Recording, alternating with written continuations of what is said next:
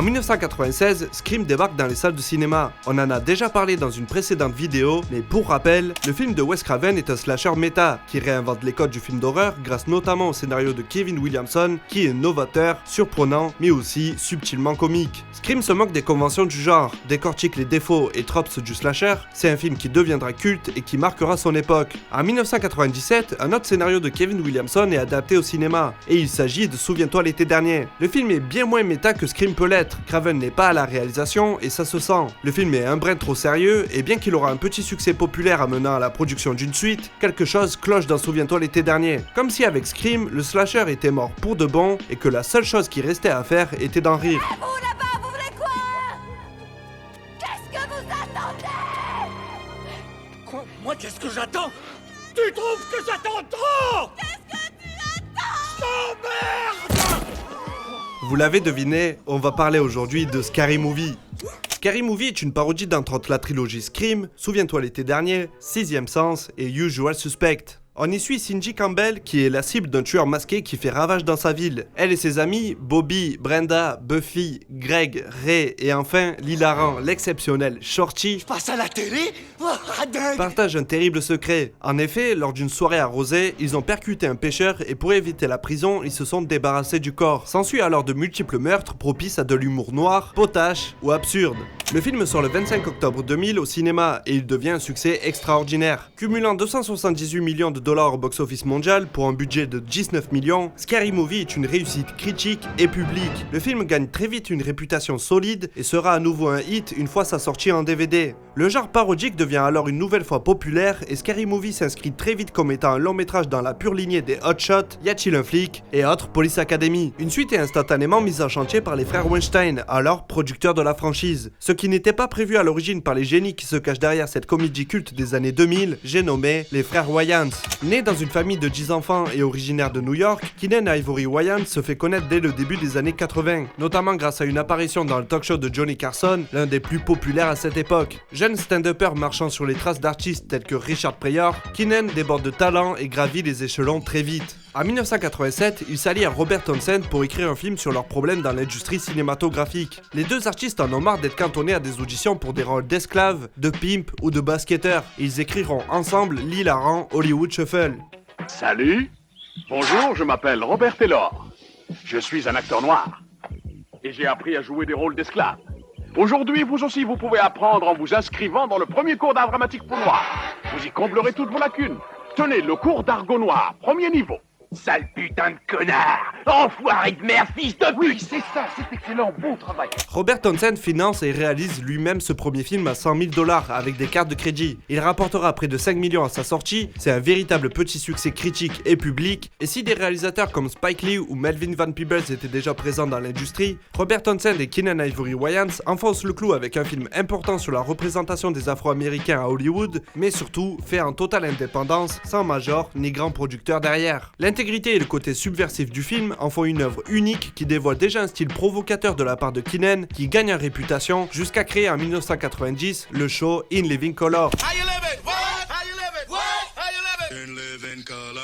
Diffusé sur la Fox d'avril 90 à mai 94, In Living Color est devenu très vite populaire. C'était un show articulé autour de multiples sketchs à la manière du Saturday Night Live, mais bien plus orienté vers la culture afro-américaine. Le show a de multiples futures légendes à son casting, comme Jim Carrey ou Jamie Foxx, et révélera entre autres Jennifer Lopez. Keenen étant à l'origine de l'émission, il fait aussi venir plusieurs membres de sa famille dans les sketchs qu'il écrit, dont sa sœur Kim, mais aussi et surtout ses frères Sean, Marlon et Damon. Le show est drôle, bien produit et en avance sur son époque, mais c'est surtout son côté politique qui est marquant. Keenen ne s'interdisant aucun sketch et bousculant les codes avec un humour qui déconstruit les stéréotypes en tout genre. Contrairement au mythique SNL, In Living Color, dont la majorité du casting est d'origine afro-américaine, devient alors un exemple de représentation culturelle et un véritable tremplin pour toute une culture, dont la culture rap US. En effet, à la fin du show, on pouvait y voir des performances live d'artistes tels que Public Enemy, Eazy-E, Redman, Mary J. Blige, pour citer que les plus connus. Keenen fera même venir l'icône du gangsta rap Tupac Shakur dans un des sketchs, qui était d'ailleurs un ami proche de Marlon, les deux partageant l'affiche du magnifique Above the Rhyme. In Living Color, en résumé, c'est culte, surtout outre-Atlantique, le show se permettant même de concurrencer la mi-temps du Super Bowl de 91, en cumulant plus de 22 millions de spectateurs pour cet épisode spécial. C'est définitivement un moment historique de la télévision américaine et une victoire incroyable pour Keenan. Et cet instant unique a changé à jamais l'événement sportif et télévisuel le plus important des États-Unis.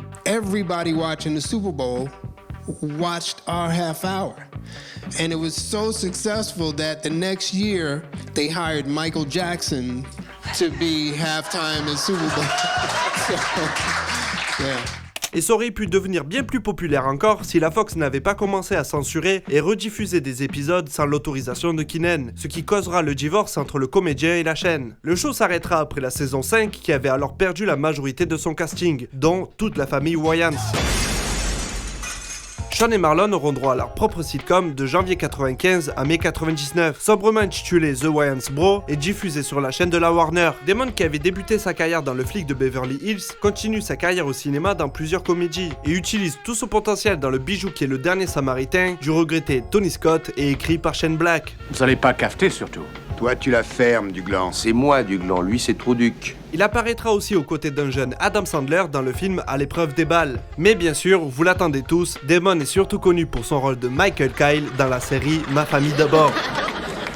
Enfin, bref. Revenons en arrière.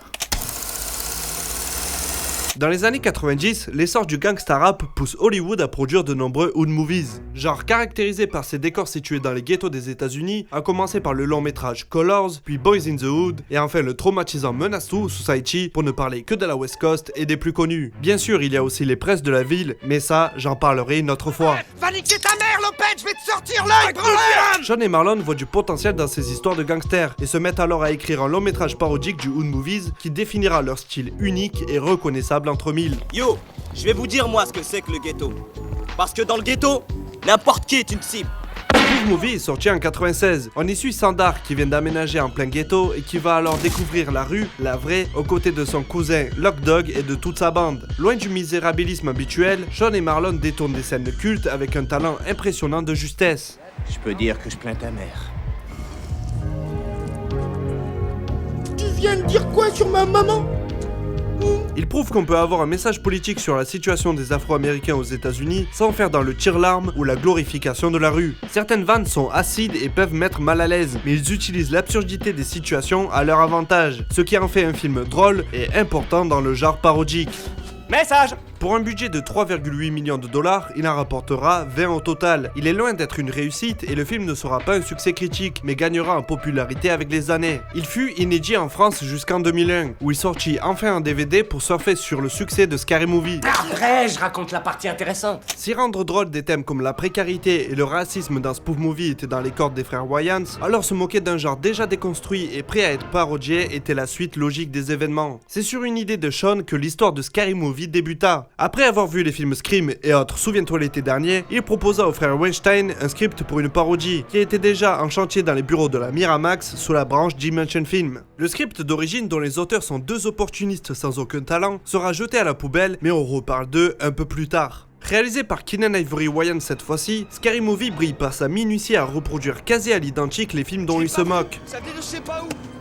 Oh mon dieu, on a écrasé une botte! Le travail de photographie de Francis Kenny, qui est en passant le directeur de la photographie du cultissime Hohai, est incroyable de mimétisme. Et l'humour si unique aux frères Wayans se marie parfaitement avec le genre horrifique, dont le gore et autres screamers fonctionnent malgré l'aspect comique des situations. Il y a une alchimie incroyable entre les acteurs et actrices qui font qu'on croit à leurs histoires, à leurs personnages et ce qui leur arrive. Anna Faris dans le rôle principal est parfaite. La jeune actrice qui est débutée à peine a un talent fou pour garder son sérieux et transmettre de réelles émotions lors des gags. Regina Hall est hilarante, elle est plus exubérante qu'Anna Faris et elle sublime de nombreuses scènes grâce à ses talents de comédienne et son surjeu total. Shannon Elizabeth, alors révélée par le teen movie American Pie, montre l'étendue de ses capacités dans la comédie, la scène de sa mort étant pour moi l'une des plus drôles du film. Là, je suis supposée m'enfuir. Ok. Je m'enfuis! Je m'enfuis! Au secours! Au secours! Oh! Et maintenant, je vais me péter la jambe, ce qui me laissera sans défense. Scary Movie a peu de défauts à mes yeux, à part peut-être certaines blagues qui ont vieilli ou des parodies qui sortent de nulle part comme celle de Matrix. Le film reste tout de même très bon, et bien que l'humour soit subjectif, il est pour moi toujours drôle, même 20 ans après sa sortie. On se demande réellement qui est le tueur, et une fois révélé dans une ultime parodie qui prend tout son sens quand on connaît l'univers de Scream sur le bout des doigts, le film devient alors grandiose et surprenant du début à la fin. Et bon, vous vous en doutez, mon perso favori c'est évidemment Shorty, personnage haut en couleur et stoner stoner au QI négatif. Parodie de Randy Mix version amateur de bœuf, Shorty fait mouche à chaque fois qu'il ouvre la bouche pour dire une connerie, et le jeu d'acteur de Marlon Wayans n'y est pas pour rien. Moins violent et agressif que Lock Dog, Shorty se fera même pote avec le tueur à la fin du film. C'est de la bonne. C'est le personnage qui, à mes yeux, fait passer Scary Movie de très bons films à œuvre culte. Et pour moi, c'est celui qui évitera à Scary Movie 2 d'être un naufrage total. Je m'explique, Scary Movie 2 est moins bon que son aîné, les scènes s'enchaînent mal, le fil rouge est moins présent que dans le premier, ce qui en fait un film moins digeste. Cependant, la parodie des mecs allés ou Maquès fonctionne toujours sur moi. Tout comme les plus nombreuses scènes avec Shorty. Oh mon Dieu. Oh putain, ça sent le cramé. Oh, oula. Mais c'est moi. J'ai une idée. Oh non. Je suis stone. Tiens, bouge, Shorty! Oh, prenez votre temps, putain, j'ai jamais plané comme ça. Tire. Fume plutôt la tête. Et j'aime même l'humour crado dont fait preuve certains gags, car c'est déjà quelque chose qu'on retrouve dans Spoof Movie. Malgré ça, je trouve que le reste du film tombe souvent à plat, surtout de nos jours, et les films parodiés sont de toute façon moins cultes que Scream. Mais bon, il y a Shorty. Mais tu sais, j'ai appris un truc super important à la fac. La valeur des bouquins. C'est vrai? Ouais, regarde celui-là. Papier gratos. Génial. Les frères Wayans avaient compris que le personnage emblématique était Shorty et que le réel aspect novateur de Scary Movie avait été son côté stoner. Mais les Weinstein ont voulu une suite et rapidement, ne laissant pas aux Wayans le temps d'écrire un bon film. On se retrouve donc avec un moins bon long métrage dont l'exemple le plus parlant est que si je vous montre ça... Coucou. Ah ouais, c'est la pub Nike ça. Alors que si je vous montre ça... Yo. Ça va.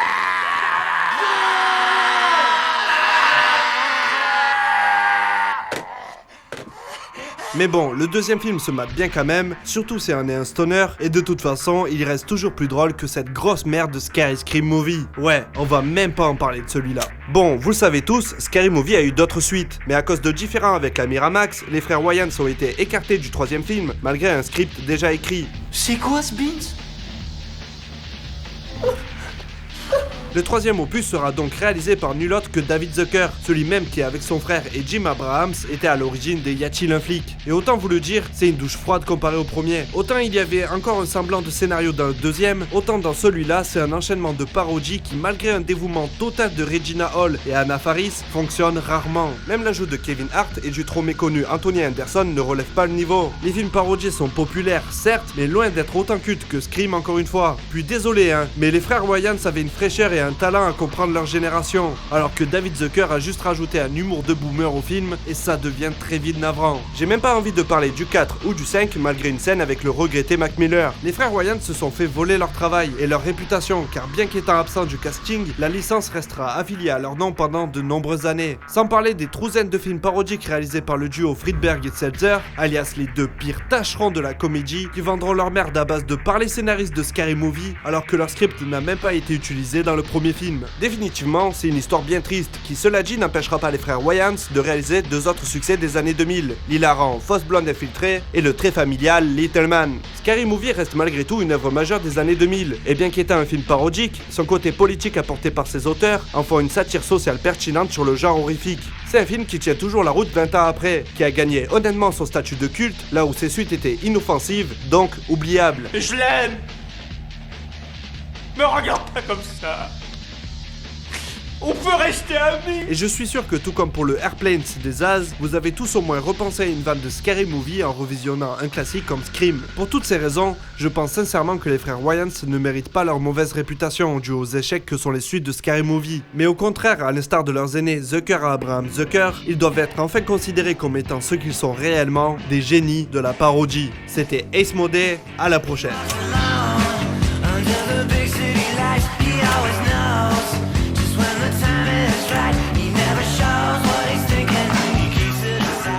Un pauvre blanc qui vient m'apprendre à moi l'histoire des gobelins, n'importe quoi. Je vais aller bouffer. Et après, j'irai chier un coup.